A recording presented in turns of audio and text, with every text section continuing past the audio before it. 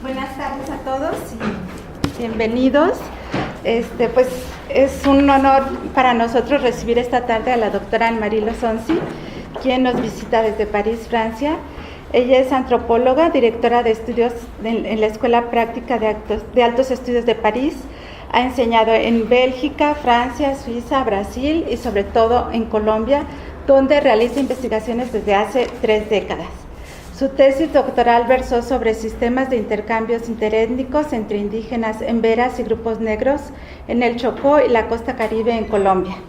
Desde finales de los años 90 trabaja sobre santificaciones informales de muertos en los cementerios urbanos, Colombia, Cuba y Brasil. Al mismo tiempo trabajó sobre la recomposición de lenguajes y rituales patrióticos en Europa Central, especialmente en Hungría y Transilvania, del que salió publicado un libro en Colombia y México.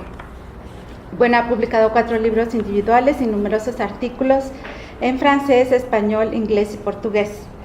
La doctora Anne-Marie está aquí con nosotros debido a una invitación que le realizó el Laboratorio Mixto Internacional, Movilidades, Gobernanza y Recursos en la Cuenca Mesoamericana, LMI Meso, que es un grupo de investigación que estudia el impacto de las circulaciones entre individuos, ideas, saberes y prácticas simbólicas en México, América Central y el Caribe.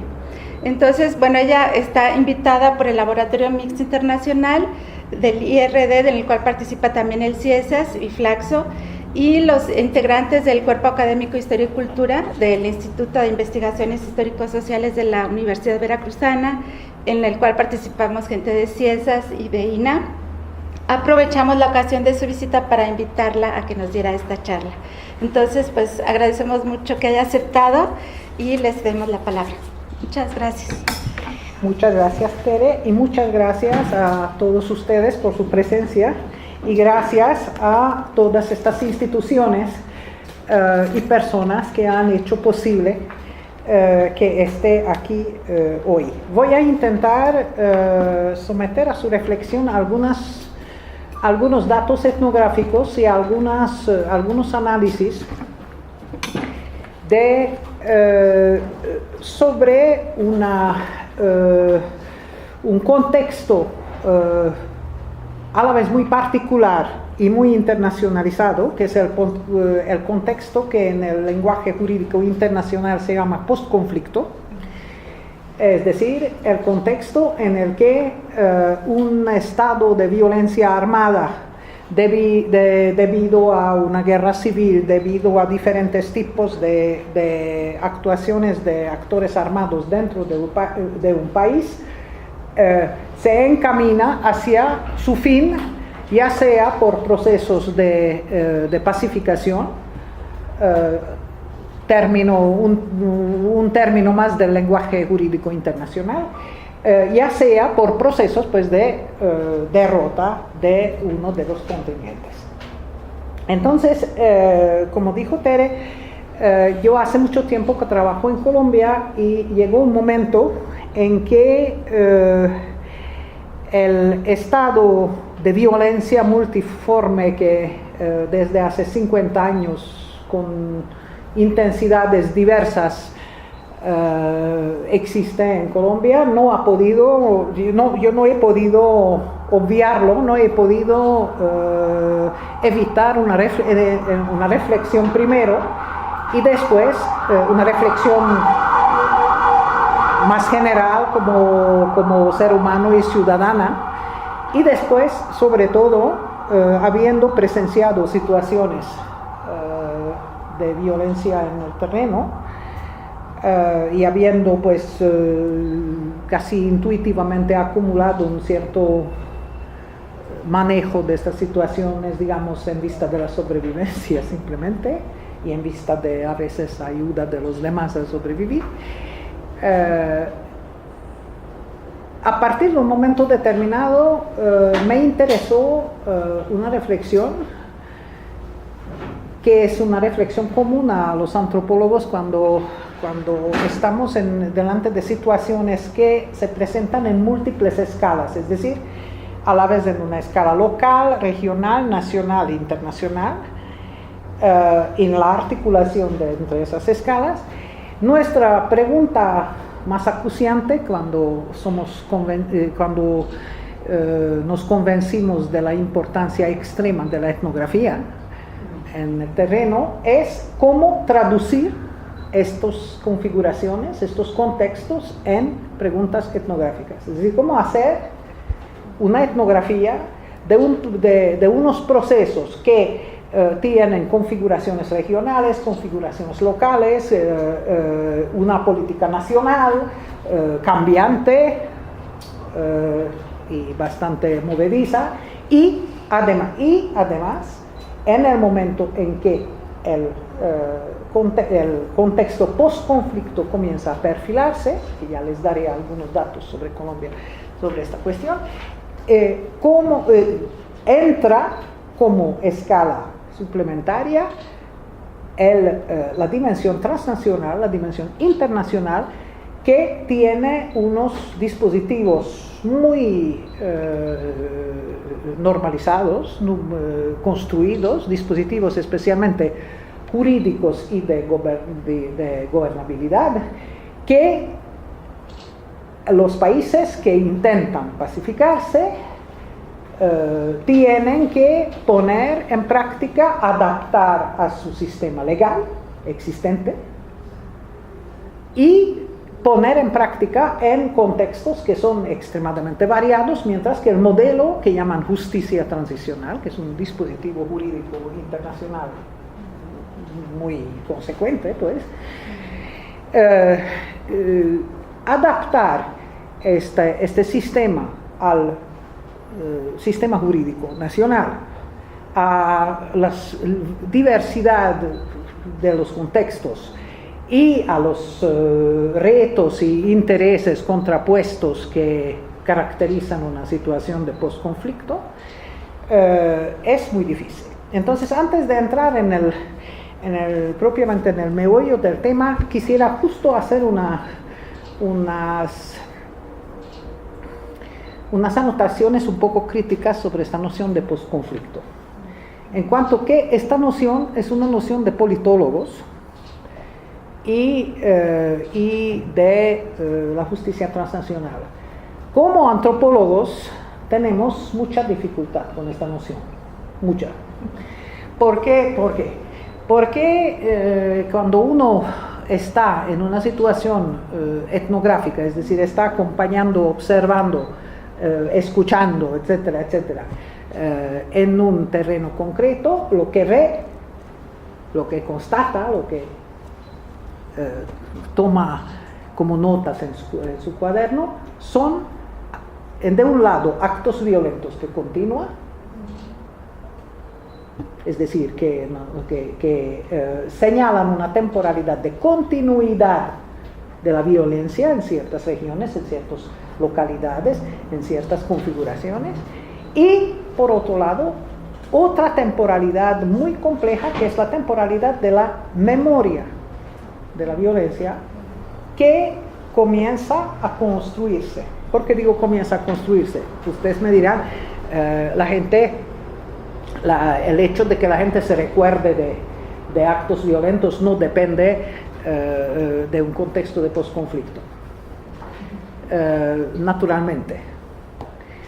Pero la construcción de una memoria es algo mucho más complejo y múltiple que el mero hecho individual de recordarse de algo.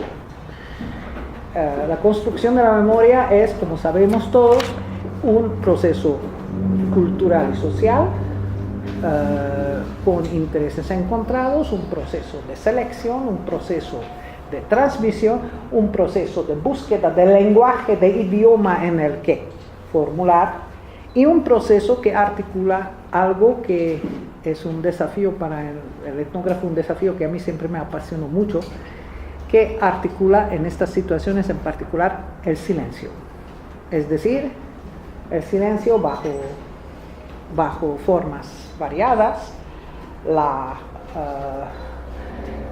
una forma del silencio que es digamos algo como la puesta en latencia de las cosas, es decir, cosas sobre las que se habla de una manera alusiva eufemística y que construyen un idioma que a su vez construye lo que Michael Artsberg, un antropólogo americano, describió y llamó una intimidad cultural.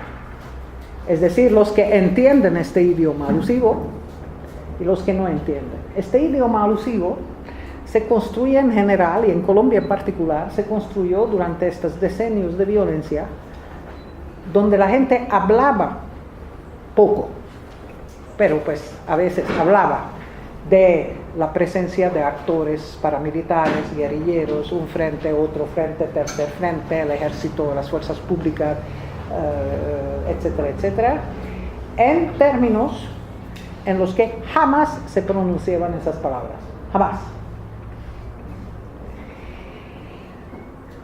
Y era totalmente posible, escuchando este tipo de lenguaje alusivo, saber en un momento determinado el pueblo dónde estaban los actores armados, cuáles actores armados estaban, a qué distancia estaban, qué probabilidad había que vengan, pues que se acerquen al espacio habitado,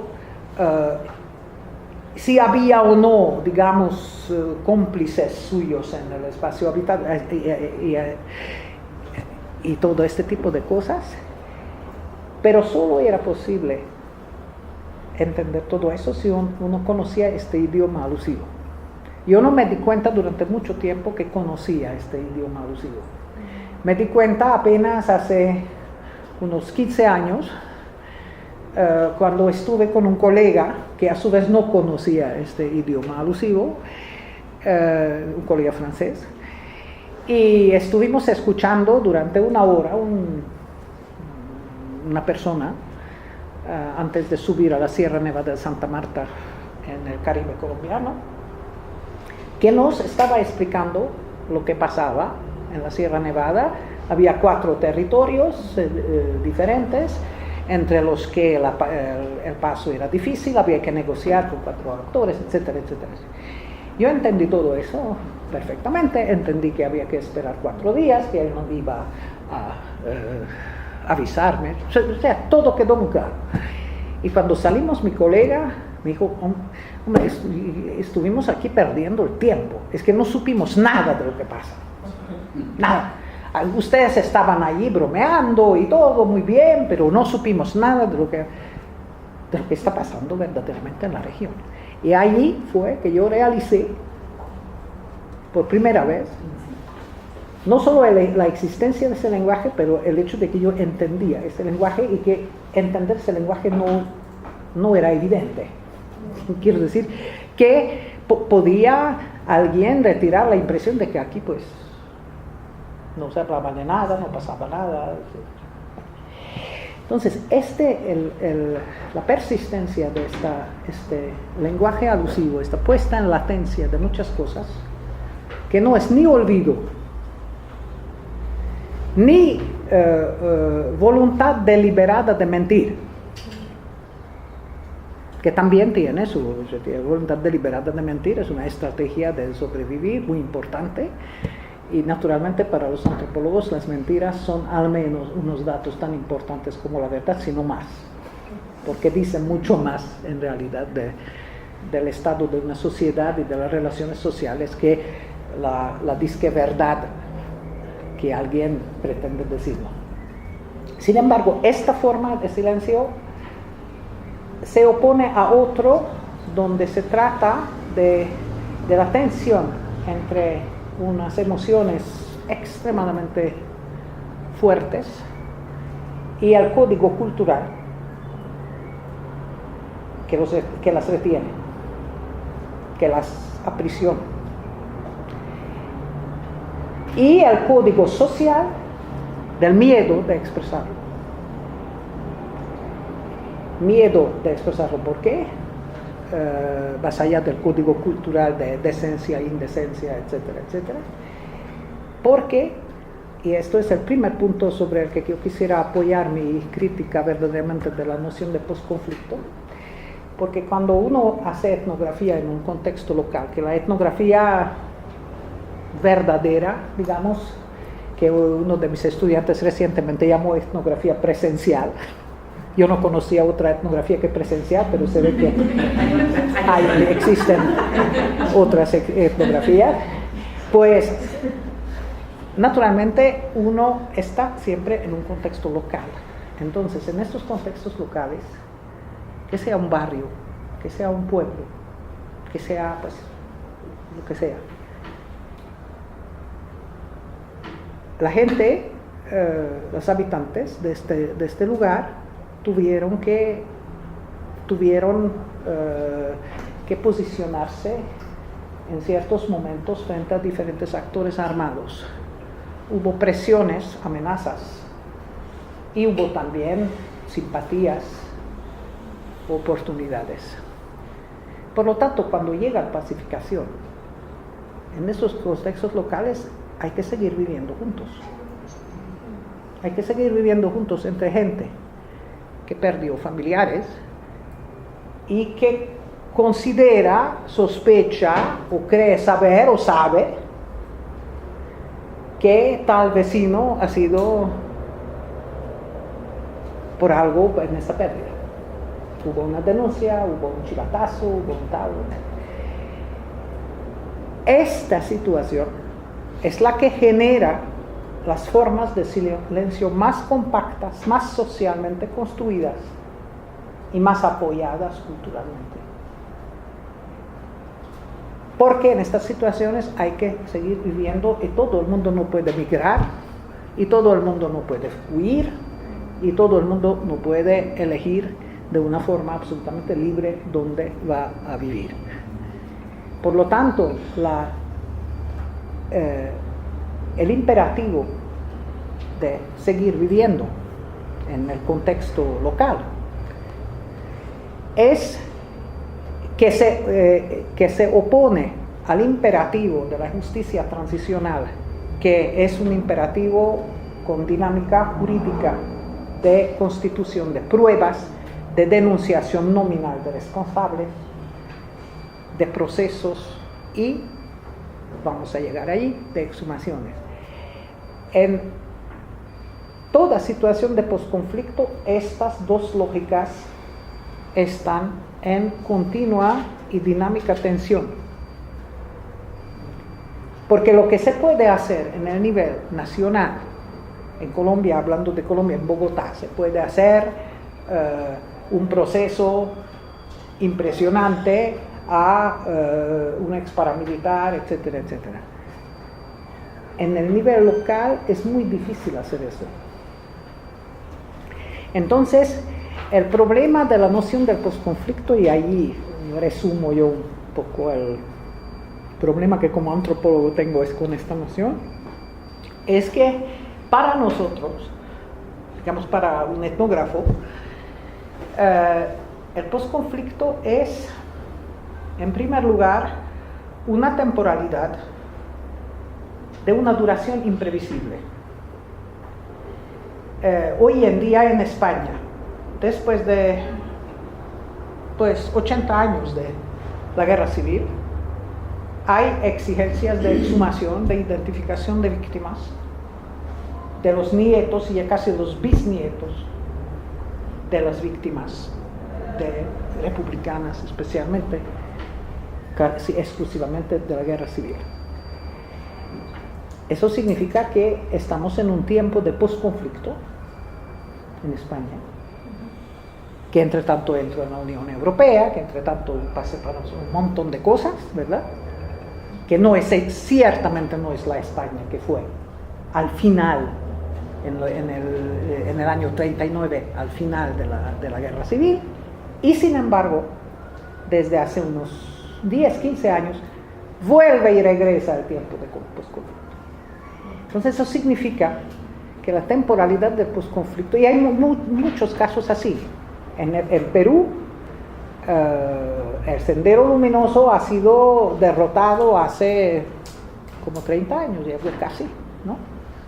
Están en pleno periodo de posconflicto si consideramos que el posconflicto es un periodo donde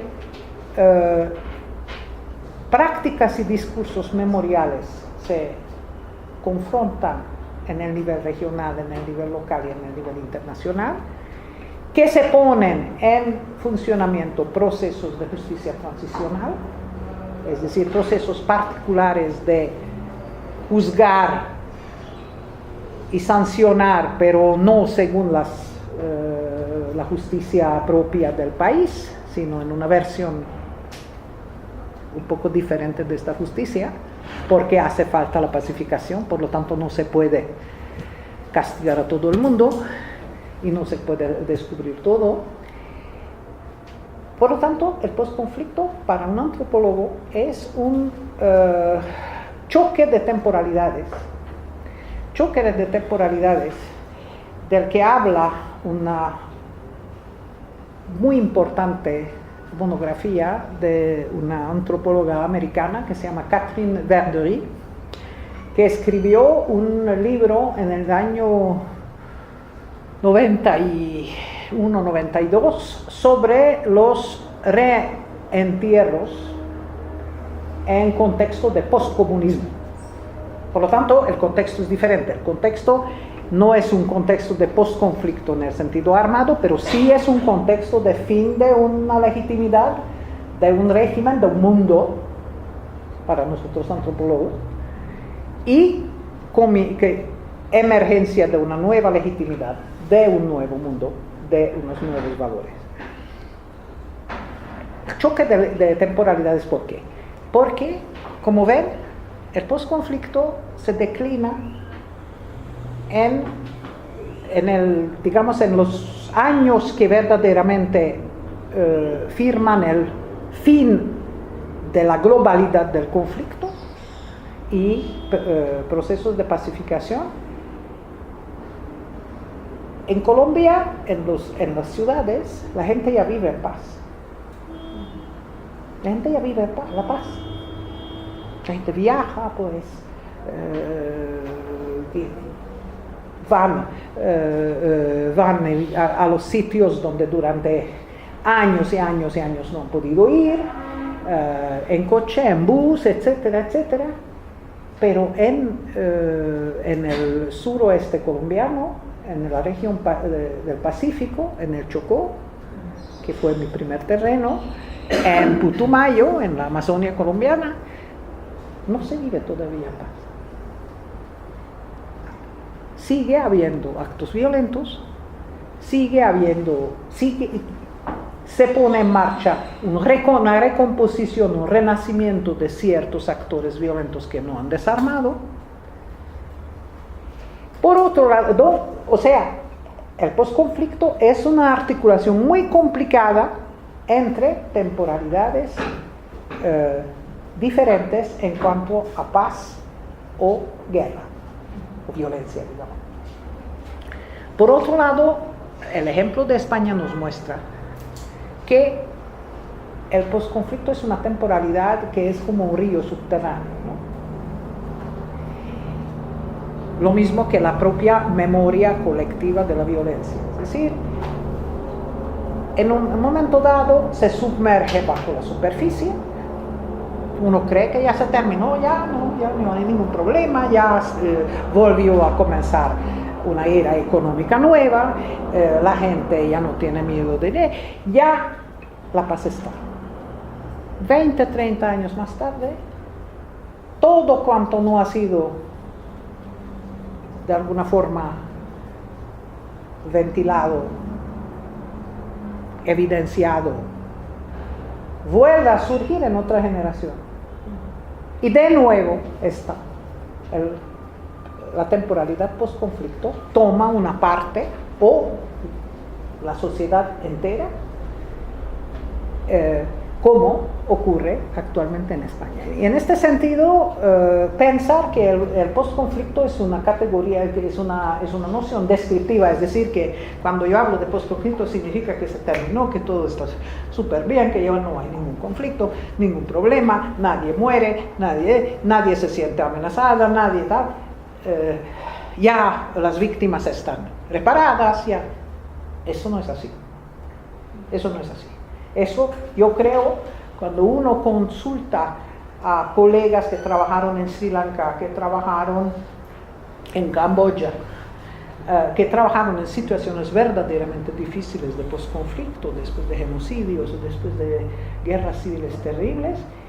El posconflicto nunca se presenta como una categoría descriptiva, nunca se presenta como una noción que significa que que hubo violencia ayer, pero hoy ya no hay, todo va bien. Entonces, en este sentido, esta noción nos invita a reflexionar a las temporalidades de la memoria en cuanto proceso de construcción colectiva, con conflictos, con silencios, con paradas, con otra dinámica que vuelve a retomar la construcción memorial. Y en este sentido el posconflicto pues es una temporalidad de duración indeterminada, imposible de saber cuándo va a terminarse el posconflicto. Nadie hubiera pensado en los años 80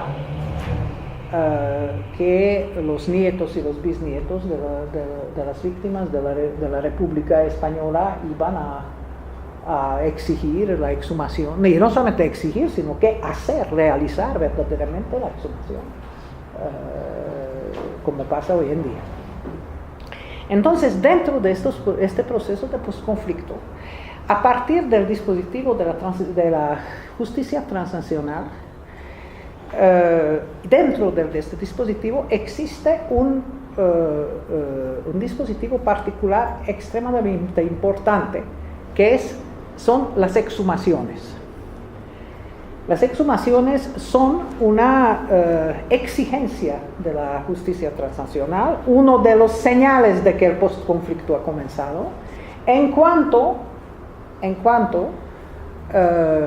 prerrogativos del Estado, y no necesariamente actos informales localmente, prerrogativos del Estado, que a este fin crea equipos de expertos, instituciones que encauzan y diligentan estas exhumaciones, y una legislación particular que da acceso a las personas que han perdido familiares o que buscan a desaparecidos de dirigirse a estas instituciones para solicitar la exhumación. ¿Qué es una exhumación? ¿Qué quiero decir? ¿Qué significa? ¿Cómo ocurre una exhumación? En Colombia, en otras partes también, las exhumaciones tienen que ser... La exhumación es un proceso que cuesta caro. Qué pena de decirles una cosa tan brutalmente, pero es que esto es importante. Las exhumaciones cuestan mucho más caro desde que los organismos internacionales exigen como prueba las pruebas ADN. Las pruebas ADN cuestan caro. Antes de la generalización del ADN y de la normalización jurídica del ADN como prueba fehaciente en las exhumaciones, pues los procesos de exhumación eran, en primer lugar, menos caros. En segundo lugar, se apoyaba mucho más al testimonio, al reconocimiento de los familiares, sobre el que voy a volver.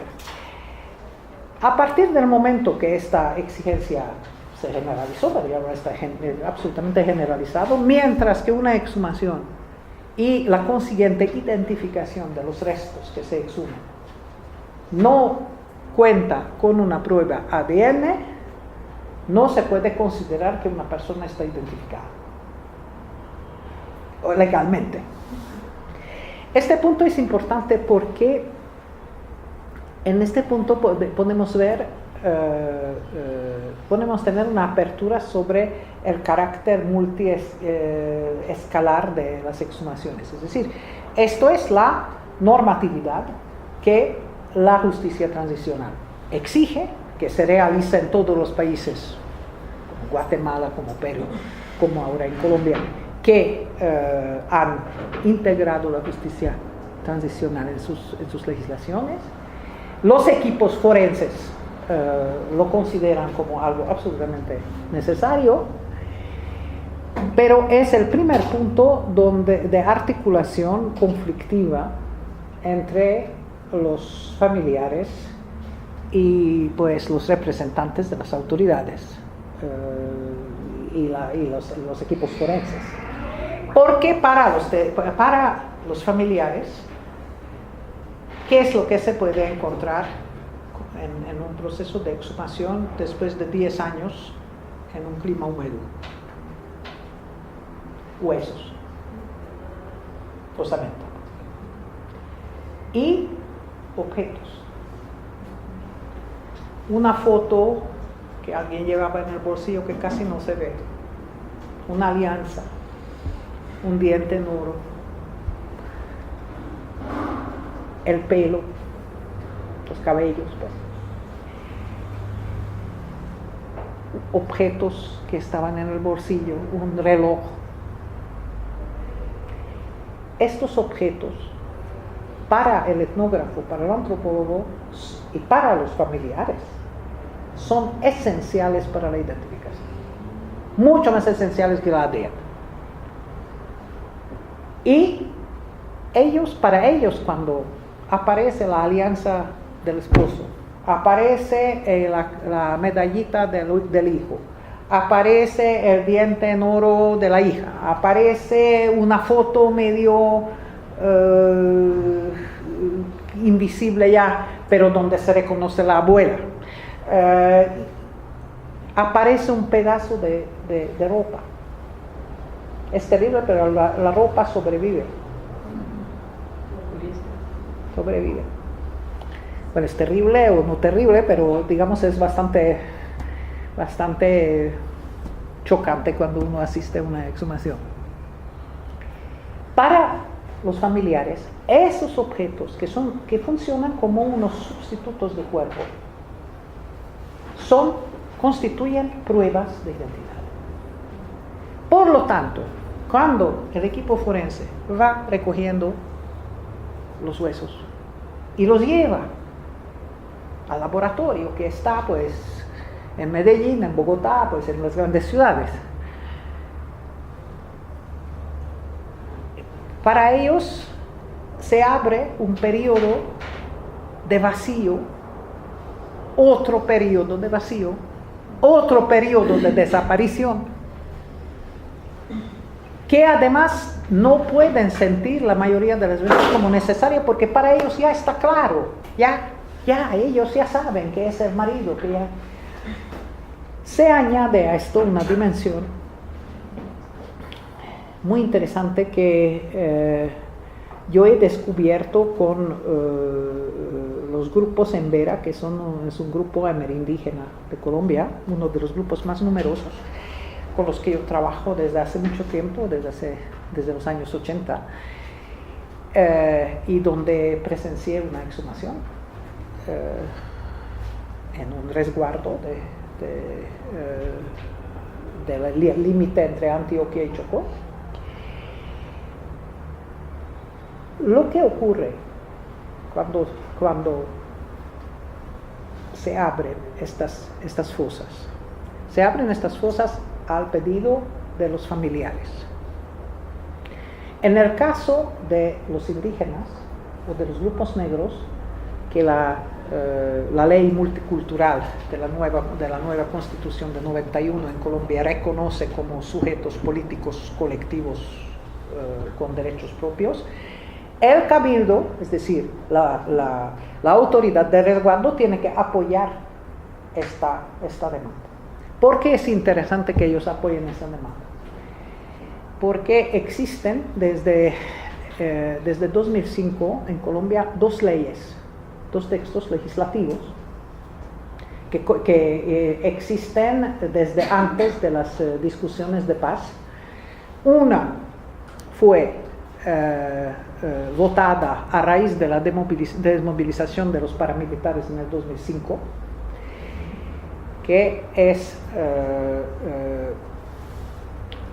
una ley que permite a los paramilitares, que facilita para los paramilitares unas sanciones mínimas a condición de confesión y reparación completas, cito el texto legislativo.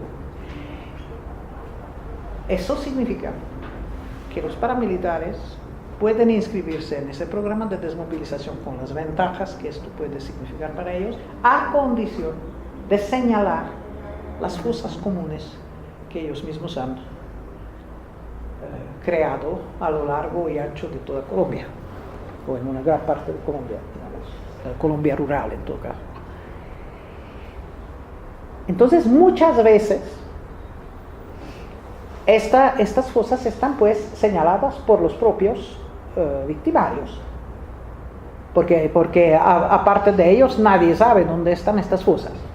En otras circunstancias, como esta circunstancia, esta exhumación donde asistí en el 2013 entre los Embera, el resguardo Embera, el pueblo, ha asistido al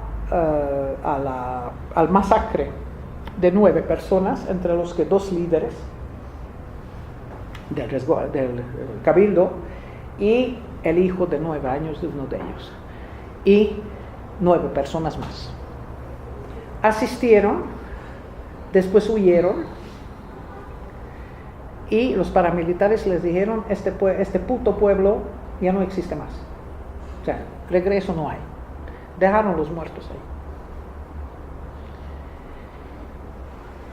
Por la noche, 2, 3 regresaron, cogieron los muertos, entre los que los 2 líderes estaban descuartizados, los recogieron en unas sábanas y se lo llevaron a resguardo vecino, donde el día siguiente abrieron rapidísimamente una fosa y los botaron allí, los enterraron y ya. Jamás, nunca se habló de eso, jamás, nunca una palabra fue pronunciada sobre eso. Hasta que el hermano de uno de los líderes solicitó la exhumación. Las autoridades ni regionales ni nacionales no sabían nada de este masacre. Se enteraron entonces. El cabildo respaldó la solicitud y se hizo la exhumación. En general, en la mayoría de los casos, en las zonas rurales mestizas colombianas e incluso entre los grupos afrocolombianos, la exhumación se acoge como el fin de una incertidumbre, la posibilidad de anclar el luto verdaderamente de un desaparecido y territorializar de alguna manera el muerto. Por lo tanto, estos sectores acogen las exhumaciones con expectativas relativamente positivas, relativamente fácilmente. Aunque, o sea, los juristas de la justicia transicional consideran, y los objetivos están escritos en la literatura internacional jurídica, que las exhumaciones están para dignificar a los muertos, yo cito, ayudar a la reconciliación nacional y curar, término que cito, término muy psicologizante que está dentro de la lógica victimaria de la justicia transicional, curar pues las heridas de los que están en luto. La gente, incluso cuando acoge las exhumaciones con expectativas positivas, nunca esta expectativa está exenta de algo que yo creo que ustedes conocen muy bien aquí en México, que es la profunda y constitutiva ambivalencia del cadáver de un mal muerto.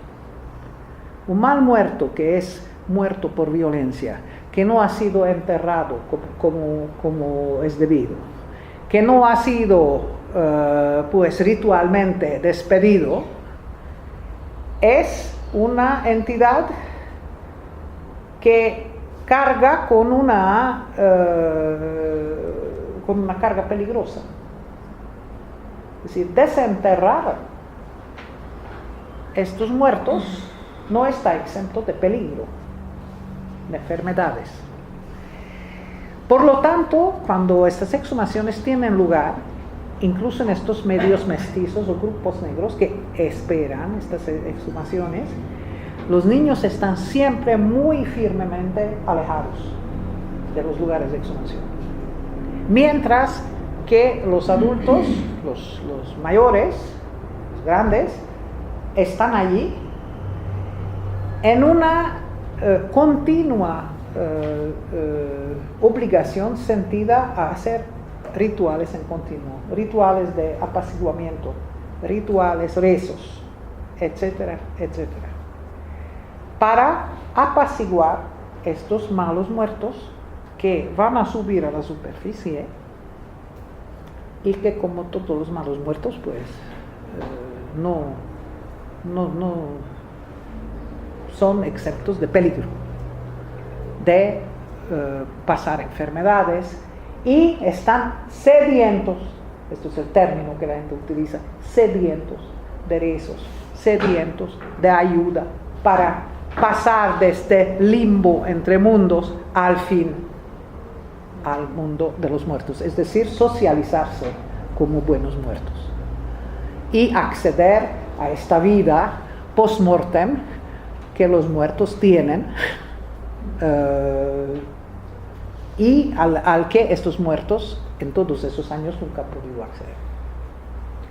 Entonces, a la ambivalencia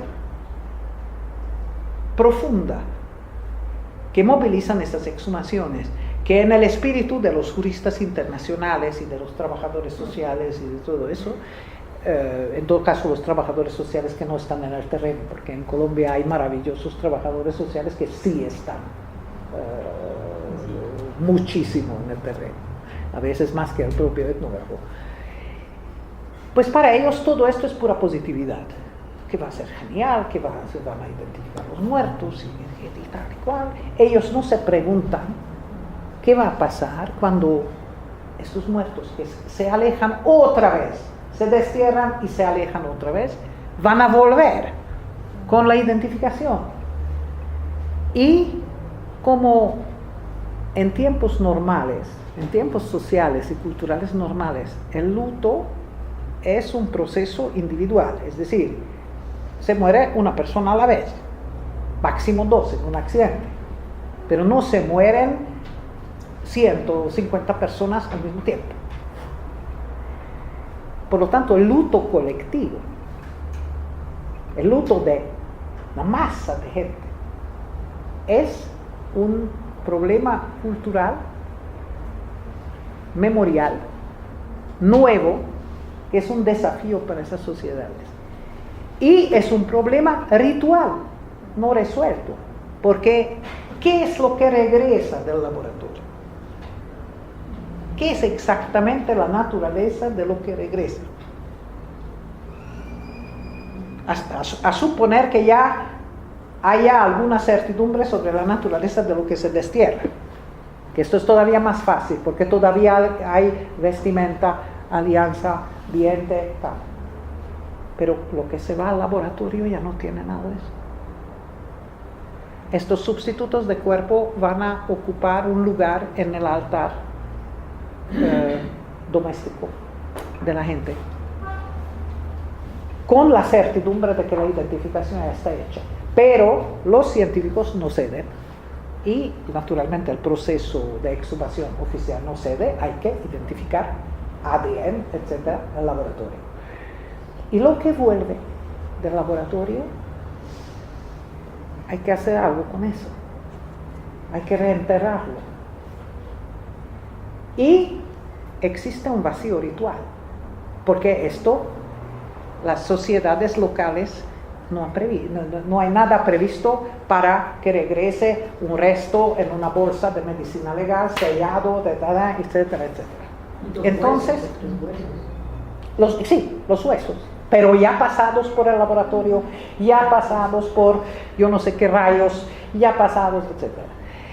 Yo me acuerdo que hace unos años yo participé a la invitación de un grupo de forenses a una reunión de ellos. Había unos forenses, médicos forenses que estudiaron en Argentina, que se especializaron en Argentina, que es una escuela de forenses absolutamente fantástica, y que tenían una preocupación por estas cosas.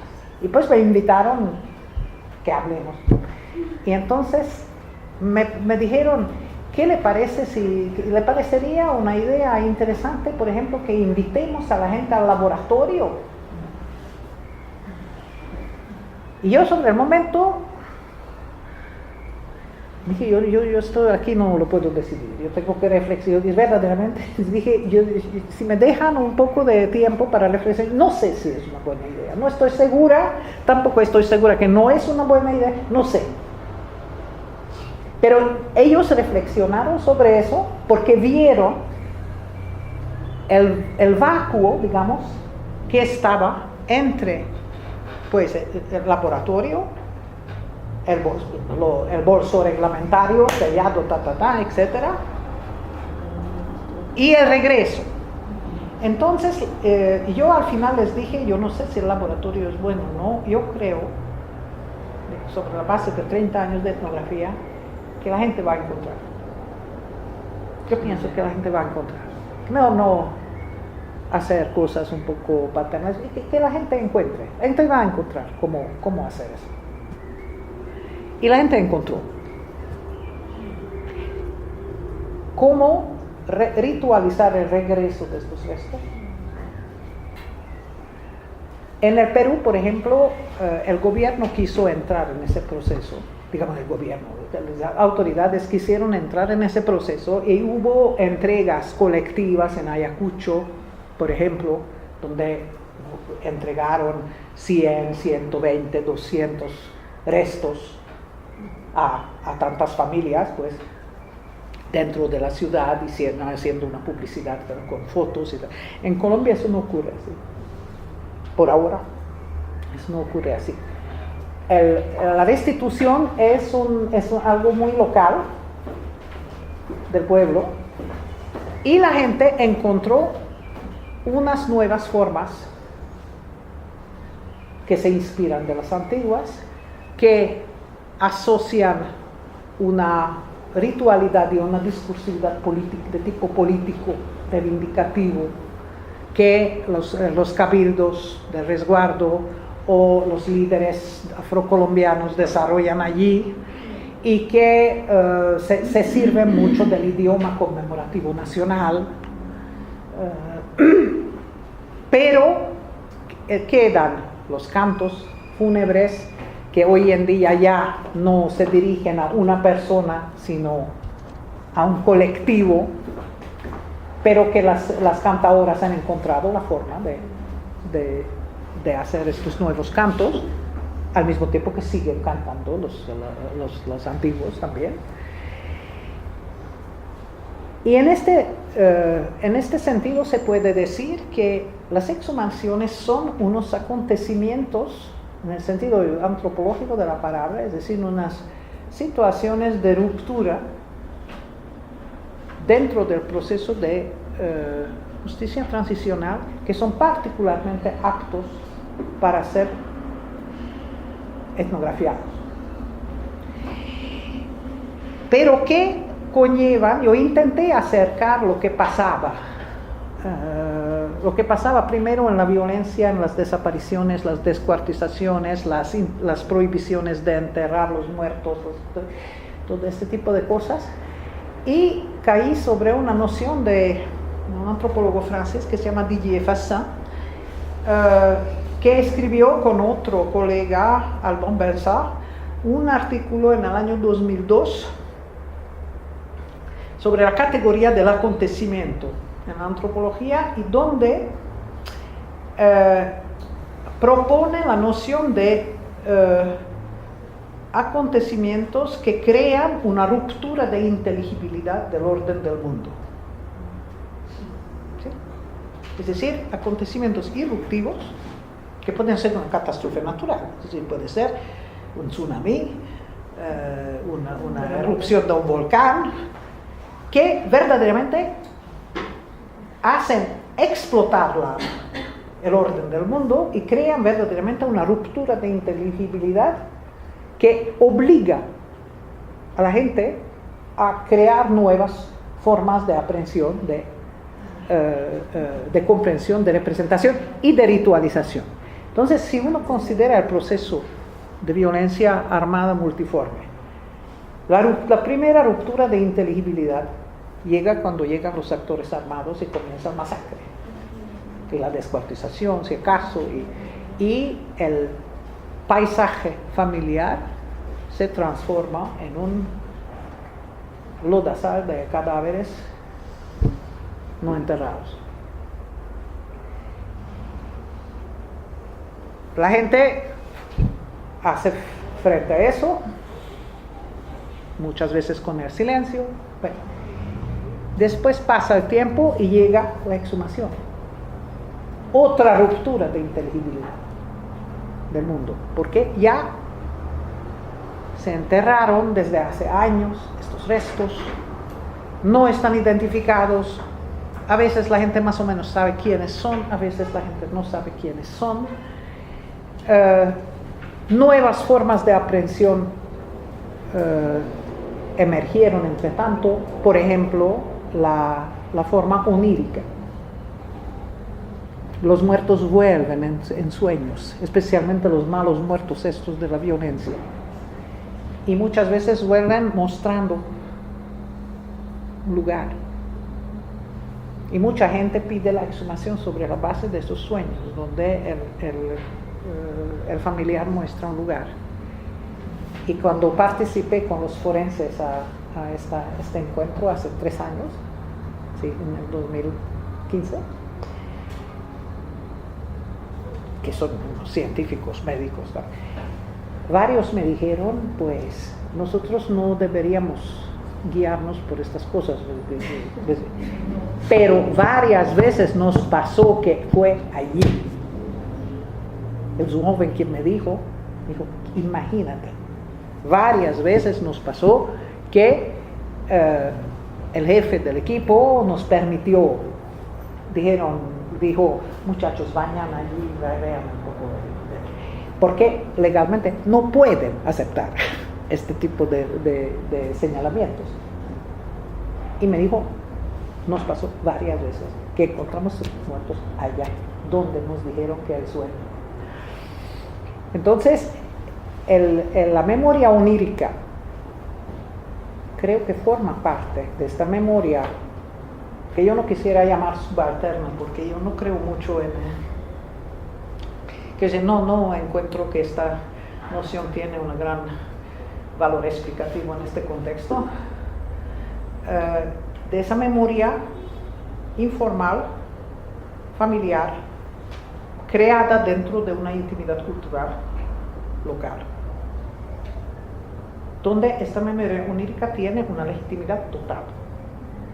Y esta memoria onírica es susceptible de ser transmitida, porque la gente cuenta los sueños, y por allí mismo los sueños, que son un asunto muy íntimo del funcionamiento psíquico interno, íntimo y nocturno, se vuelve un objeto cultural susceptible de ser transmitido, y una especie de memoria que se opone a la objetivación, digamos, identificatoria de la memoria oficial, donde pues el ADN dice la última palabra. Entre sustitutos de cuerpo y memoria onírica, para la gente local, la identificación del lugar y de los muertos está legitimada, en realidad. Entonces, el último punto que quería abordar es, digamos el penúltimo, es la actitud muy curiosa de los Embera, de este grupo indígena, frente a la exhumación que ellos mismos han pedido, bueno, ellos mismos, el hermano del líder ha pedido y que el cabildo ha respaldado. Cuando llego yo con el equipo forense que me pide que vaya porque sienten, por diferentes razones, sienten que habrá un problema. Entonces me llaman a Bogotá y me piden que vaya con ellos. Así es que voy. Llegamos, el hermano está allí y le dicen, bueno, entonces a ver, ¿dónde está el lugar? Y se va corriendo y se encierra en su casa, que es en realidad físicamente difícil encerrarse en casa porque son casas sobre pilares que no tienen verdaderamente puerta, pero pues se oculta en la casa. Después vienen unas señoras que comienzan a hacer muy rápidamente un ritual que es una mezcla de antiguos cantos funerarios que yo conocía en Embera y de rezos tomados de los mestizos de los alrededores. Hace muy rápido y desaparece. Y entonces el equipo le dice, bueno, ¿y quién va a excavar? Y nosotros tampoco. Y yo voy entonces a buscar al hermano y el hermano dice, no. Voy a buscar al gobernador del resguardo, dice no excavamos. Entonces los forenses comienzan hace más o menos 40 grados, los forenses comienzan a encontrar esto muy mediano, y yo propongo entonces, porque conozco un poco el lugar, que vayamos a buscar unos afrocolombianos que viven a 2-3 kilómetros de ahí. Y al final es con ellos que se excavará la fosa, donde efectivamente se encontrarán los restos. Durante todo ese tiempo la gente no saldrá. Y yo entonces, delante de esta situación, decido quedarme. Dejo ir al equipo forense y me quedo durante 12 días, creo. En los primeros 3 días nadie me dirige la palabra. Nadie. Cuando digo silencio, pues... El cuarto día me voy al río y comienzo a hablar así, sin necesariamente un interlocutor, en Embera. Y comienzo a recitar la gente que conocí en los años 80, en regiones vecinas, quién era el pariente de quién, y comienzo así a recitar. Y al cabo de 3/4 de hora me dejan unos plátanos allá abajo, unas mujeres. Y a partir de ahí, poco a poco, se podrá hablar. El interés de eso no es lo que yo pude atravesar durante esos días de silencio, porque esto ya ocurrió otras veces en mi trabajo de campo, tal vez no tan largo, pero sino el interés de eso es que a partir de allí yo me doy cuenta que una investigación que yo hice en los años 80 sobre la fabricación de lo humano entre los Embera, es decir, yo quería saber qué era un Embera, qué es un humano para los Embera, cómo se hace, cómo se fabrica, Y cuando hice esta investigación apareció la cosa siguiente, es que un ser humano es un cuerpo y es un jaure, que podríamos muy mal y rápidamente traducir por alma. Pero este jaure está hecho de pedazos que poco a poco se cohesionan y se vuelven densos con la edad. El primer pedazo de este jaure proviene de la muerte de otro Embera, cuya jaula se separa del cuerpo, y en caso de buen enterramiento, de buena muerte, de una agonía convenientemente larga, de los rituales convenientes, esta jaula baja al mundo de abajo, se desintegra en pedazos. Y uno de estos pedazos va a poder subir en el momento en que una joven pareja hembra quisiera tener hijo. Y para tener hijo hay que hacer el amor al pie del potro, ¿se dice eso? Del central de la casa, porque es por allí que sube el jaure del mundo de abajo. Y este jaure va a subir y va a ser el primer pedazo de un nuevo embera, de un bebé, que se va a completar después con las sustancias de los papás. Pero cuando alguien se muere de una forma violenta, el jaure, por falta de entierro, por falta de agonía, no puede bajar al mundo de abajo, se queda en el mundo, en la superficie, con los vivos, en el mismo nivel que los vivos. Se mezcla con sustancias vegetales y animales y al final se transforma en Hay, es decir, en espíritu chamánico. Pero un espíritu chamánico que ningún Haibana, ningún chamán no controla, es incontrolable. Y este Hay tiene un recuerdo de su antigua condición humana y quisiera compañía. Y aparece en los sueños de los vivos, bajo una forma seductora, y quiere llevar su jaure consigo. Es un peligro común que amenaza a todos los embera, desde que los conozco, y por lo tanto se enseña a los niños desde muy temprana edad a no dormir de una forma seguida, sino tener el sueño ligero y despertarse varias veces en la noche, para poder salir rápido del sueño si acaso hubiera una seducción peligrosa. Entonces, ¿qué ocurre cuando la violencia entra y llena literalmente el paisaje de cadáveres sin enterrar, de cadáveres descuartizados? ¿Qué pasa entonces? Una cantidad de Hay violentos y descontrolados emergen. Y yo entonces me pongo a relacionar eso con algo que otros que yo describieron en los años 90, pero que yo también presencié, que fue unas olas de convulsiones, de enfermedades de convulsiones entre los embera, que comenzaron más o menos por ahí en el 93 y duraron hasta los años 2000. Donde la gente hablaba de un Hay particular que llamaban la Hay de la tontina en español, que daba estas convulsiones, que aparecía en el espacio diurno, en el pueblo, a ciertos jóvenes y les enloquecía. A partir de los años 2000 comienzan las olas de suicidio de jóvenes entre los embera.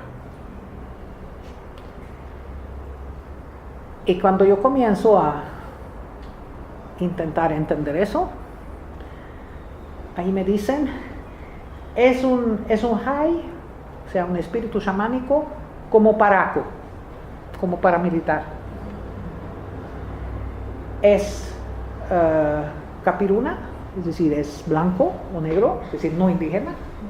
Lleva un pantalón verde, botas militares y una soga grande en la espalda. Centenares de jóvenes han muerto de suicidio desde los años 2000 en olas sucesivas que se calman, que vuelven a...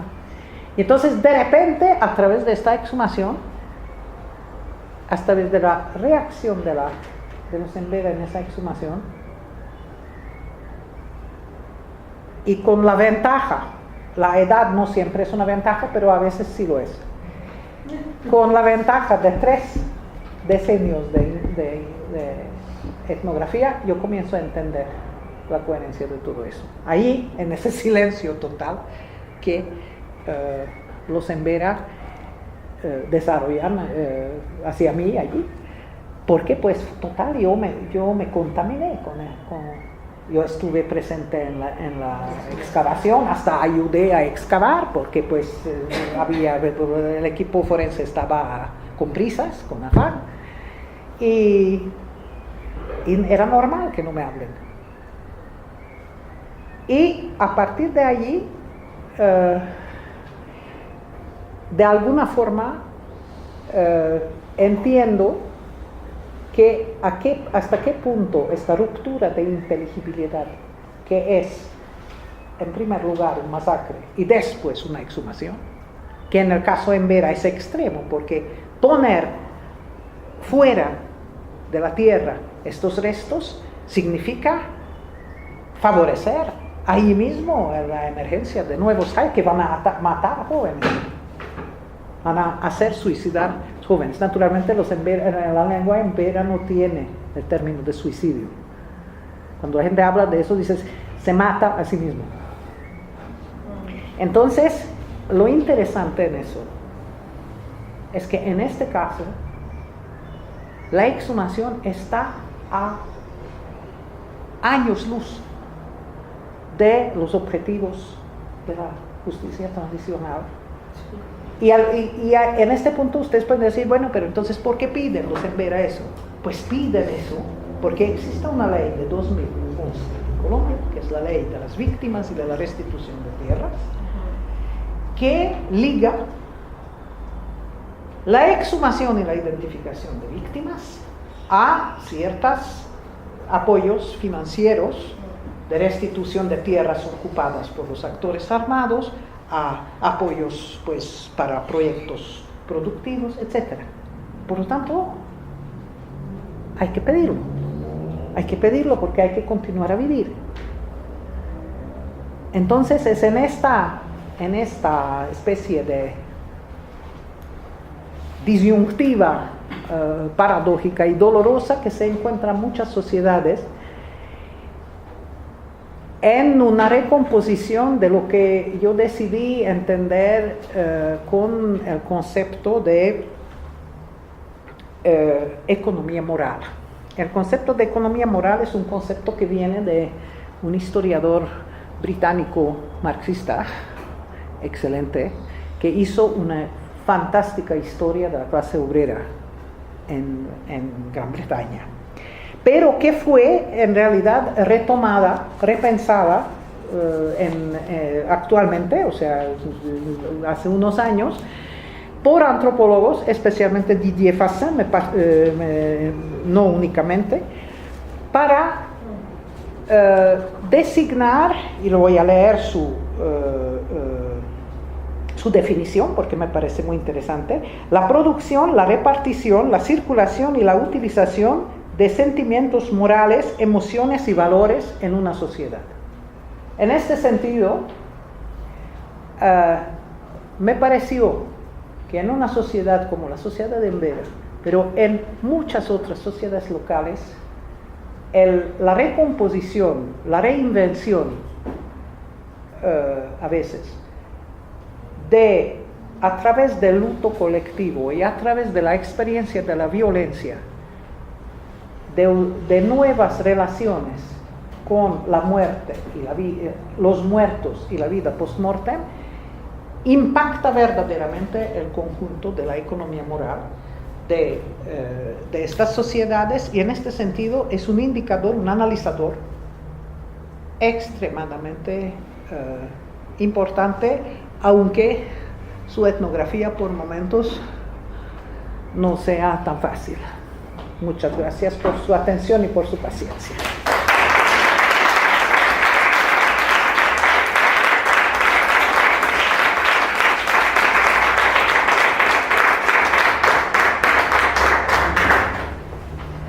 Muchísimas gracias, Mari, por esta interesante charla, y creo que nos deja para pensar muchas cosas. Creo que hay categorías, nociones y propuestas de análisis que se pueden aplicar muy bien a contextos diferentes a los que tú nos has mencionado, y pues me gustaría ceder la palabra a los asistentes si quieren opinar, preguntar o comentar algo al respecto.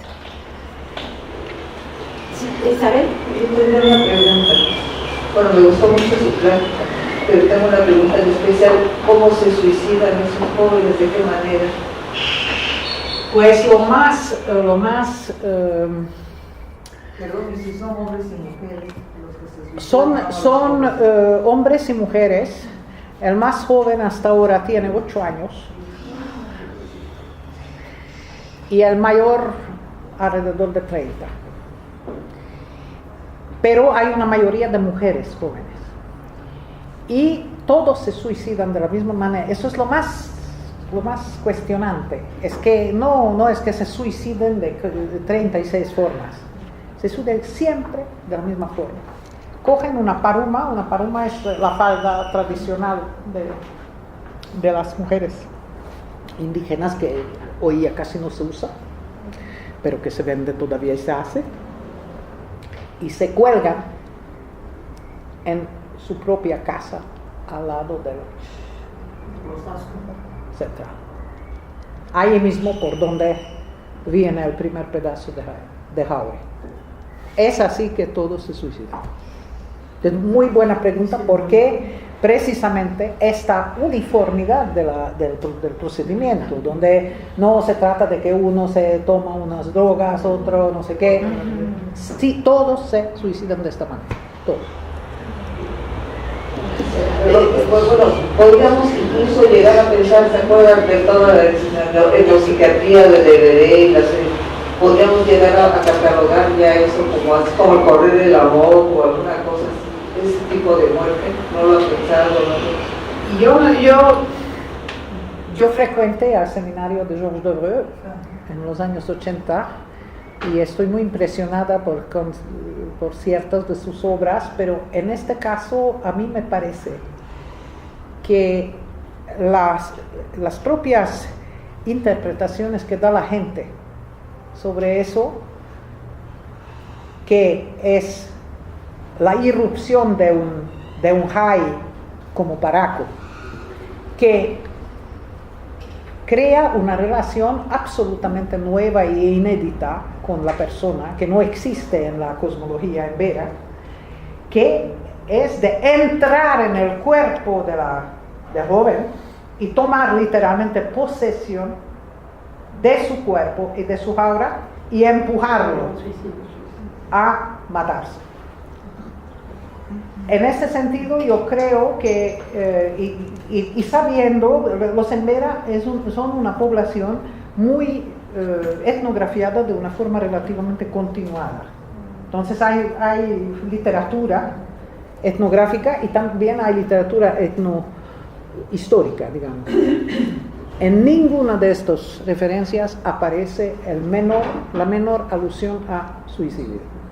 O sea, es manifiestamente un asunto completamente nuevo, es verdaderamente un inédito, que no tiene en su historia tal y como la conocemos. Y en su etnografía, la etnografía más o menos sistemática comienza en los años 30 con Vassel, la expedición de Vassel en el Darién, y después más o menos cada 10-15 años hay un artículo sobre los Embera. O sea, no es una población que falte de referencias, digamos. Y en este sentido yo creo que hay otras poblaciones donde la interpretación de Devreux es más pertinente. Por ejemplo, los Caxinavas del Brasil central, que conocen una forma de suicidio que es independiente de la violencia armada y de este tipo de contextos, que es una digamos, el ir hasta el final del proceso de seducción onírica por espíritus. Cuando una persona se deja ir, se deja llevar por esta seducción y no quiere ya vivir en la vida real, entre comillas real, sino que en la vida onírica, ahí este es un tipo de suicidio, de modelo de suicidio donde yo vería muy bien la interpretación de Devreux. En este caso yo creo que para mí es muy difícil hablar de estas cosas porque son un poco delicadas, pero creo que nosotros deberíamos plantearnos esas preguntas. Cuando hay una situación de violencia armada que dura largo tiempo y es extremo, vemos que las diferentes sociedades locales tienen una permeabilidad diferente a esta violencia. Sobre eso nunca se habla, pero es así. Y yo pienso que como antropólogos deberíamos atrevernos a reflexionar sobre eso. Los Embera han sido particularmente permeables a la entrada en el corazón mismo de su espacio social, de esa violencia. La prueba, esta forma de suicidarse ahí mismo con Paruma, en la propia casa, en el centro mismo de la propia casa. Y yo creo que un factor que contribuyó mucho a eso es la deslegitimación de los chamanes que llevan a cabo desde comienzos de los años 90 muchos cabildos en Vera. Eso no es necesariamente así en otros grupos indígenas. Pero deslegitimación que pudieron llevar a cabo porque ya el perfil del chamán entre los Embera era muy ambivalente. En el 75, un antropólogo americano que se llama George Stipek hace una etnografía de los Embera Catío del departamento de Antioquia, que es vecino a Chocó. Y ya describe él, o sea, él hace esto antes de que yo llegue, justo unos años antes. Él describe ya el miedo, la aprehensión de los Embera delante de sus chamanes. Entonces, esta ambivalencia fue muy explotada por los líderes, pues, Embera que surgen en el momento de la ley multicultural, que son gente educada en internado de curas, que tienen un conocimiento de la cultura Embera muy mediana, hasta de la lengua muy mediana, muchas veces, y que están, digamos, combatiendo otra figura de autoridad. Y yo creo que este debilitamiento, que es muy fuerte, ha posiblemente jugado algún rol. Felipe. Sí, tú nos dijiste que esta petición o exigencia o necesidad de la exhumación es justamente para conseguir apoyos, seguir viviendo de una manera un poco más tranquila. Pero ¿qué tanto es también buscar esa tranquilidad en el sentido de que el alma no anda por ahí penando o anda flotando, y para ellos poder vivir más tranquilos, pues es mejor que esta alma se vaya al cuerpo y se unifique alma y cuerpo y poder seguir su vida con más tranquilidad? Y en este sentido no importa tanto que se encuentre el cuerpo completo o fragmentado, o se encuentre la medallita o el arete o el diente, como tú decías, sino lo más importante es que se quite la incertidumbre. Totalmente, yo estoy totalmente de acuerdo contigo, y la prueba digamos, la prueba etnográfica de que es cierto eso es que existen varios pueblos en el Magdalena Medio, que fue una región particularmente violenta desde hace mucho tiempo. O sea, el río Magdalena, que es un río muy caudaloso, majestuoso, que atraviesa media Colombia. En esta zona, el río Magdalena acarreó muchísimos cuerpos, restos anónimos, desde hace decenios, pues. La gente se acostumbró completamente a eso. Esos son pueblos de pescadores, pues que los pescadores iban a pescar y llevaban, pues, restos, que ya no eran cuerpos, pero pues restos. Y en estos pueblos tiene vigencia una práctica que yo comencé a etnografiar apenas comencé, que ellos llaman elección, y que yo llamé así para mis adentros, que todavía no publiqué, adopción de muertos. Es decir, la gente, llegan esos restos y la gente va y los elige. Los entierra en una bóveda, un osario, y pone, ya sea un nombre, y debajo, elegido por tal y tal persona. Y a partir de allí, él se vuelve uno de estos muertos santificados en cementerios de los que yo trabajé durante años. Comienza a haber pedidos y pedidos muy enérgicos, es decir, una relación muy desdramatizada y muy de ganancia mutua entre el muerto y el que lo eligió, él o la que él eligió. Una señora, por ejemplo, me dice, no, yo cuando veo que el chino está como en mal camino, tiene un hijo que tiene como 22, 3 años y hubo momentos críticos con el muchacho, entonces voy a mi muerto, le hago, despiértate, hola, que tú aquí durmiendo y nosotros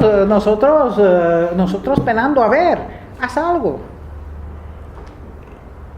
En este caso, nadie, absolutamente nadie, desea ninguna exhumación.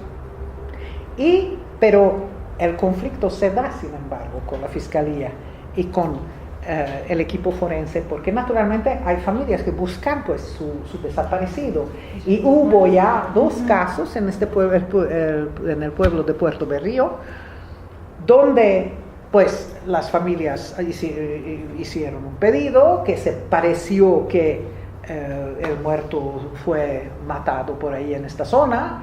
Entonces la fiscalía llegó, abrieron la bóveda, la señora estaba absolutamente indignada, sacaron los restos, los identificaron y resultó ser el muchacho que buscaban.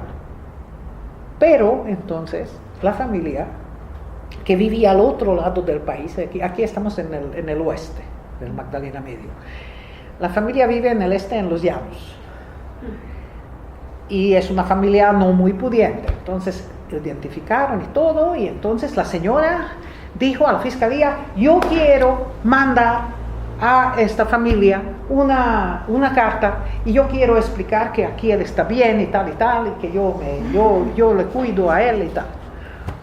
Y mandó una foto, que su hijo con su teléfono hizo una foto, y mandó una foto y una carta, y la familia no vino a recuperar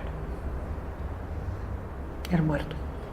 Entonces, lo único que cambió es que a la fiscalía obligó que se ponga el nombre verdadero de la persona. Entonces tocó cambiar la piedra de la bóveda, le costó dinero al señor, y sigue siendo su muerto.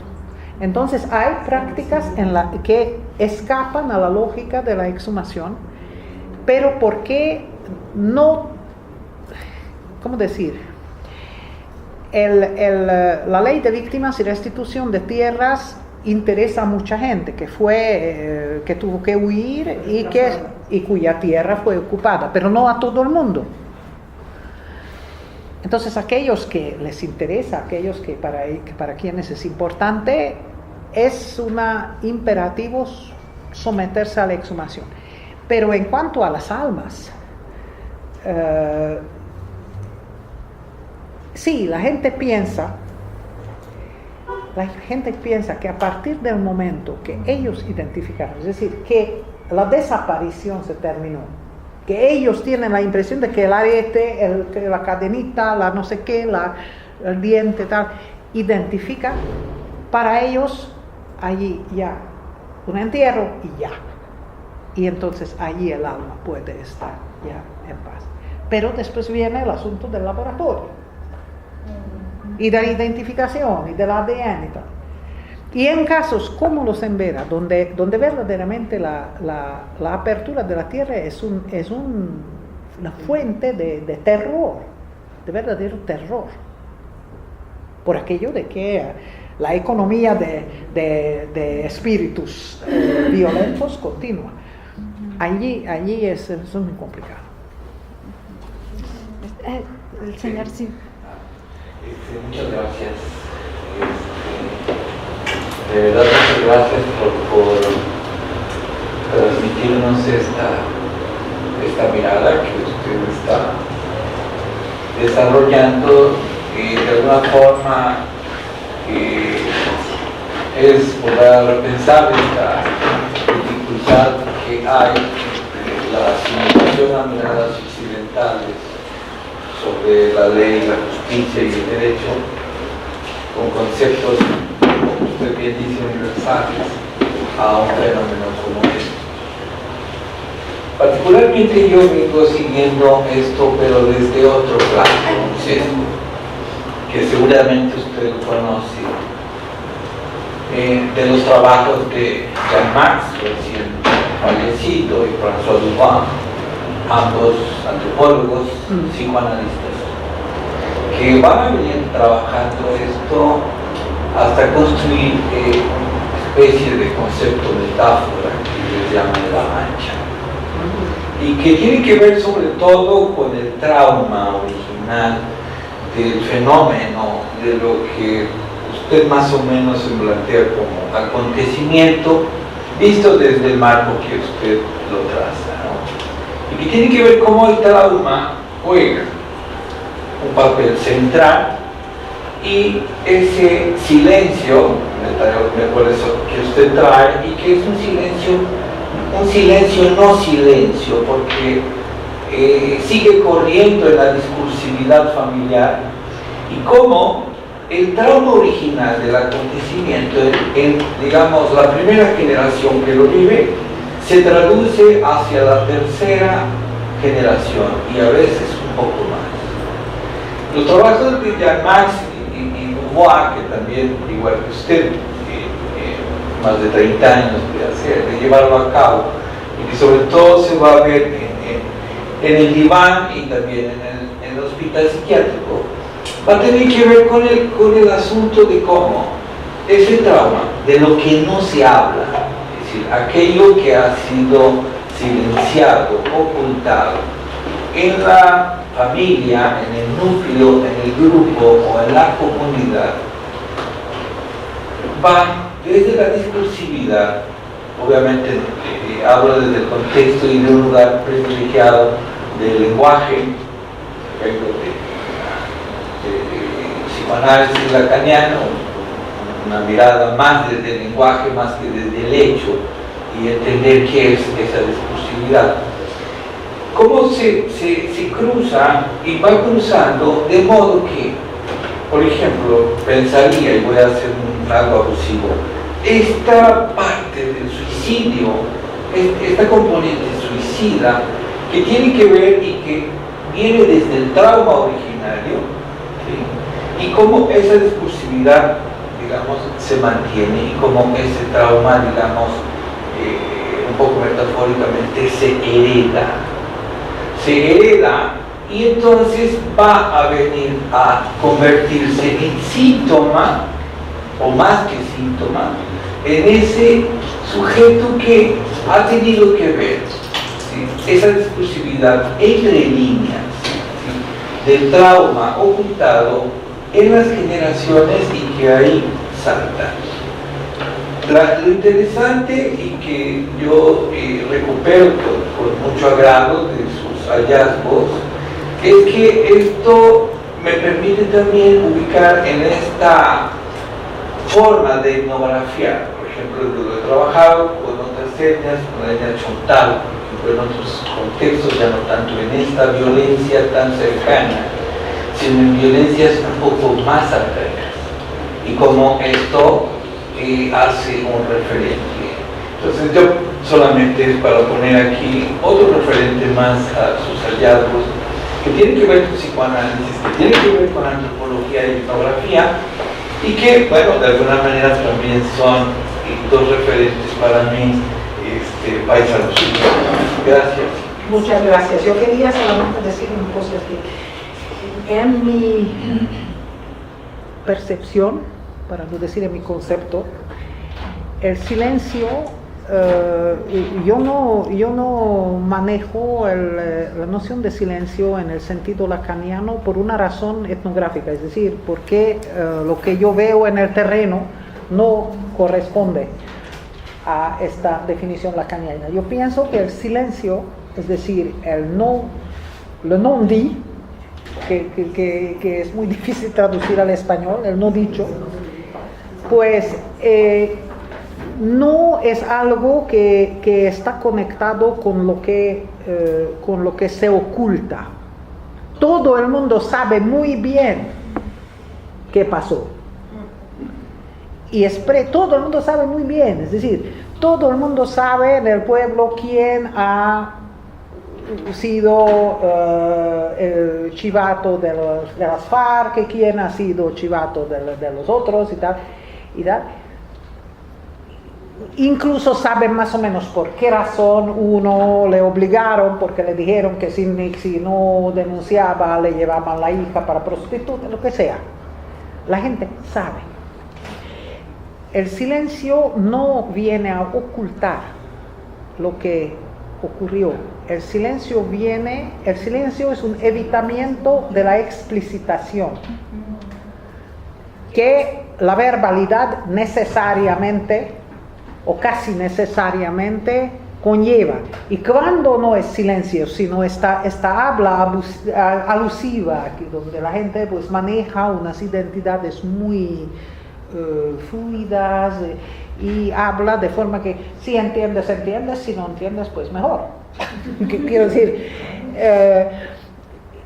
yo pienso que allí digamos, el reto es el vivir juntos, el continuar a vivir, porque, pues, como decía en el comienzo, es que la gente desea que se pare la violencia armada. Si se comienza a verbalizar que este fue tal, este hizo tal, este hizo cual, ahí sí no se para la violencia armada, sino retoma.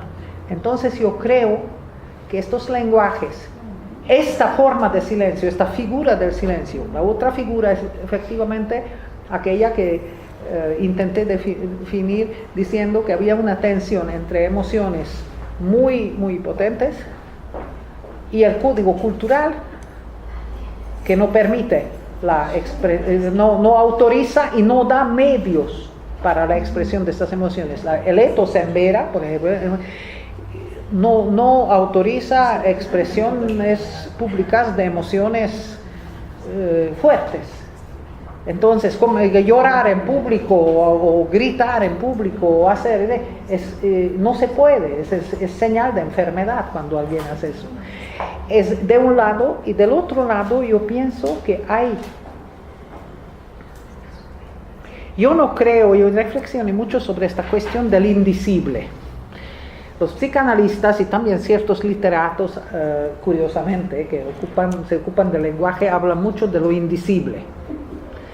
Yo pienso que en la práctica etnográfica o en la práctica testimonial no existe propiamente algo indicible.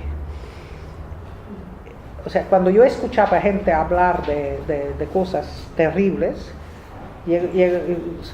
frecuentemente llega un momento en que dicen, yo no puedo decir eso, yo no puedo describir, no puedo hablar de eso. Dicen eso, hay un silencio y 2 minutos después retoman y comienzan a describir lo que no han podido describir, alusivamente, como sea, pero pasaron lo indicible como una especie de puente, como una especie de encima de un abismo, y se vuelve de una forma o de otra visible. Entonces yo más bien veo así el silencio simplemente porque en el terreno son estas figuras de silencio que yo vi más que nada, y no en el silencio sobre el que trabajan mucho los psicanalistas, de que se ocultan los cadáveres en el armario, en fin, y todo ese tipo de cosas, que naturalmente existen, pero en estos contextos es más que nada, me parece eso. Natalia, después Odile y luego hacemos Bueno, muchísimas gracias por lo sugerente de la presentación. Yo quería hacerte, son varias preguntas, pero uno es el tema del desplazamiento forzado. O sea, cómo esto ha reconfigurado territorialmente también el sentido del lugar para los en Vera. Y creo que esto, no sé si porque hay varios tipos en Vera, ¿no? Estamos en Vera Catío, o sea... Chamí. Ajá, Chamí, hay varios. El tema es, no sé si este ha sido un fenómeno que ha afectado el lugar donde tú hiciste trabajo de campo y quería saber un poco sobre esto. Por otro lado, en tu lugar como etnógrafa y antropóloga, entendí, pero no sé, no lo dejaste muy en claro, que tu papel va más allá del ser, digamos, investigadora en el lugar, sino que también estás apoyando y ayudando a la exhumación de cuerpos, o lo hiciste solo esa vez, o estás como en una antropología distinta, ¿cómo sería? Y eso quería preguntarte sobre tu rol como etnógrafa testigo. Lo primero, sí, absolutamente, es decir, el desplazamiento forzado tocó prácticamente a todos los grupos embera, los catíos del Chocó y de Antioquia, los chamís de Risaralda, de todas esas zonas. Lo que es interesante allí es saber que los emberas son tradicionalmente un grupo étnico en continua expansión. Es una gente muy móvil que antes mismo del desplazamiento forzado tenía dos modalidades de regular los conflictos. Y una de estas modalidades era irse. Una de las familias contrincantes, un día cogió, se fue, fundó otro grupo. Y uno de los grandes problemas fueron hasta el Putumayo, hasta el Darién en Panamá, hasta el Esmeraldas en Ecuador, es verdaderamente un grupo étnico en expansión tradicional. Eso ya este tipo de mecanismos se describen, se dan a entender, no está muy descrito, en Wasser, en Reichel Dolmatov, que han sido los autores clásicos sobre el Embera. Pero ¿qué pasa? Llega la ley multicultural, con una delimitación territorial, una sedentarización, una estabilización, unos recuentos de la población, que no permite, a partir de allí, o dificulta en todo caso mucho, el arreglar los conflictos yéndose y fundando. La gente continúa, a partir del momento que se instauran los primeros resguardos, la gente todavía no realiza verdaderamente todo el alcance del estatus que se tiene con el resguardo y se van. Pero entonces ahí donde llegan ya otro resguardo, donde les dicen, no, nosotros aquí somos tantos, no queremos más porque aquí tenemos una financiación para tal, no queremos. Entonces poco a poco realizan que no pueden ya arreglar los conflictos yéndose. Por otro lado, otra forma de arreglar los conflictos era que la persona que, que ofendía, bajo la presión social del grupo, se vaya solo. Durante semanas, esto en el Chocó se hacía muchísimo, yo vi eso muchas veces. Se iba para semanas en el monte, en la selva. Y cuando regresaba, pues no le preguntaban nada, lo que hacía, lo que hizo, lo que no hizo, allí solo, regresaba y el conflicto estaba zanjado. Esto tampoco fue posible a causa de la violencia armada que entró. Entonces, los emberas se quedaron sin sus propios mecanismos de resolución de conflictos. Llegó una organización política que es un molde uniforme que la legislación multicultural impone a todos los grupos indígenas del país, cualquiera que haya sido su organización política anterior, y que es una organización jerárquica. Entre los embera, las jerarquías eran muy débiles antes de la llegada de los resguardos y del cabildo. Y es una fuente de conflictividad nueva, todavía agravada por la violencia. Entonces los desplazamientos forzados son ya entonces una expansión más con la competencia que esta gente tiene de irse, de huir, pero ya nuevos destinos, es decir, las ciudades, los suburbios, de barrios de miseria, y forzados. Es decir, muy diferente de antes, cuando era una fuente de prestigio irse y fundar otra comunidad. Mientras que ahora es huida, como me decía un embera, un señor que esto es un señor ya más grande, me dijo, huimos como los conejos. No, eso no tiene prestigio. Entonces fueron muy tocados por eso, y con la ley multicultural emerge también poco a poco y se consolida una especie de jerarquía étnica entre los grupos amerindígenas, entre los que hay más auténticos y menos auténticos, y más productores y guardianes de tradiciones, culturas, menos, etc. Y los embera, que huyen y que son muy numerosos, son uno de los grupos más numerosos, son entre 70 y 80 mil, que es mucho para un grupo. El único grupo más numeroso amerindígena en Colombia son los guayús. Se van, huyen y comienzan a mendigar en las esquinas de las calles de Medellín, de Bogotá, eso, a prostituirse, etc. Eso tiene un inmenso eco mediático, y la imagen de los embera, que antes eran guardianes de espíritus, escultores de espíritus, se vuelve indígenas mendigos, indígenas desplazados, y bajan terriblemente en esta jerarquía étnica, de la que escribió cosas muy interesantes un colega colombiano que se llama Carlos del Cairo, que trabaja en San José de Gaviare.